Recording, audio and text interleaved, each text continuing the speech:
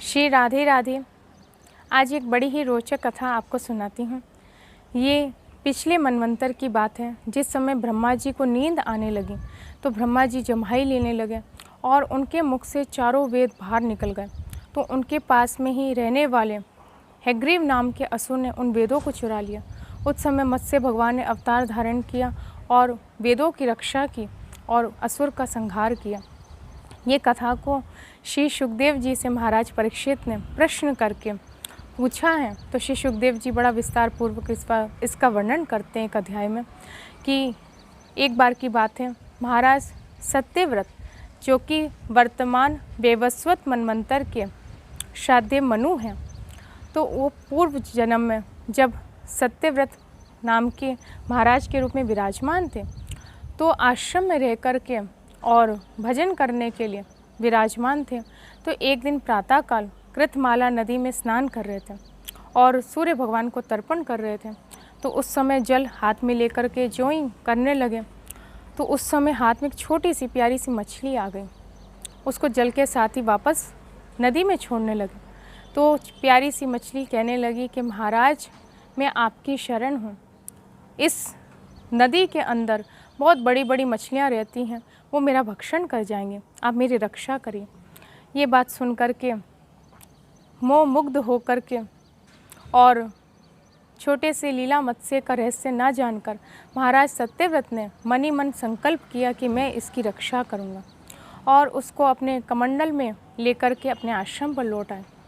थोड़ी देर में रात्रि में वो 3 हाथ जितनी बड़ी हो गई और फिर महाराज से प्रार्थना करी कि महाराज मैं तो 2 ही घड़ी में इतनी बड़ी हो गई हूँ, मुझे कोई और पात्र में स्थान दीजिए, इसमें मुझे बड़ा कष्ट हो रहा। तो महाराज ने उसे तुरंत वहाँ से निकाल कर एक पानी के मटके में डाल दिया।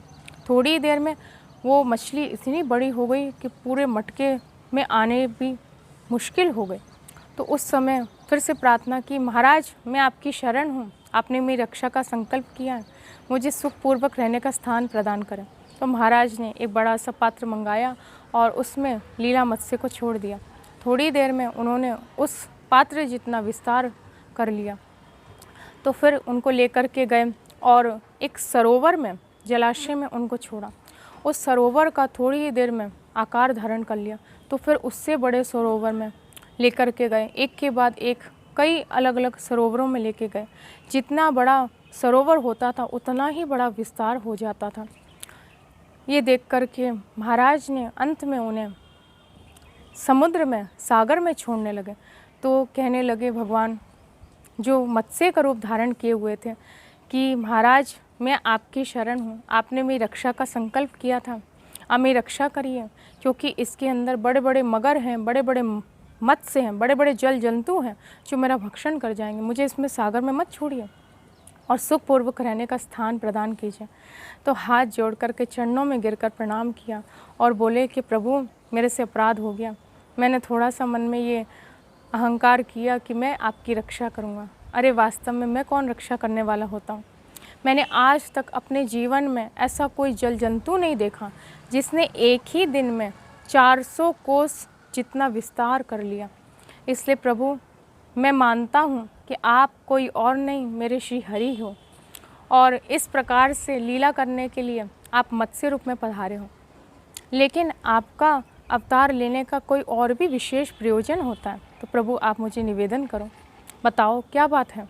तो भगवान मुस्कुराने लगे और साक्षात श्री हरि रूप से मत्स्य भगवान ने उनको दर्शन दिया है चतुर्भुज रूप में। इसके बाद भगवान कहते हैं कि आज से 7वें दिन तीनों लोक में प्रलय हो जाएगी और चारों तरफ केवल जल ही जल होगा। उस समय आप समस्त धन धान्यों को, समस्त बीजों को और समस्त सूक्ष्म शरीरों को लेकर के और आपके पास एक नौका आएगी और उसमें सप्तऋषि विराजमान होंगे। केवल सप्तऋषि की ही ज्योति प्रकाशित होगी और चारों ओर अंधकार ही अंधकार होगा। उनके प्रकाश से आप उस नौका में चढ़ जाना और मैं इस सुंदर स्वरूप के दर्शन आपको पुनः कराऊंगा और इसी रूप से पधारूंगा। मेरे सींग में आप वासुकी नाग को रस्सी के रूप में बांध लेना और नौका से बांध देना। और उस समय प्रलय काल में जितने समय ब्रह्मा जी की रात रहेगी मैं आपको सागर में विहार कराऊंगा और आप जो जो प्रश्न मेरे से पूछोगे उसका मैं उत्तर दूंगा।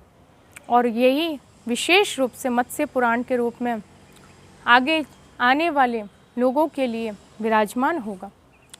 तो ये भगवान ने आज्ञा की, भगवान के चरणों में प्रणाम किया।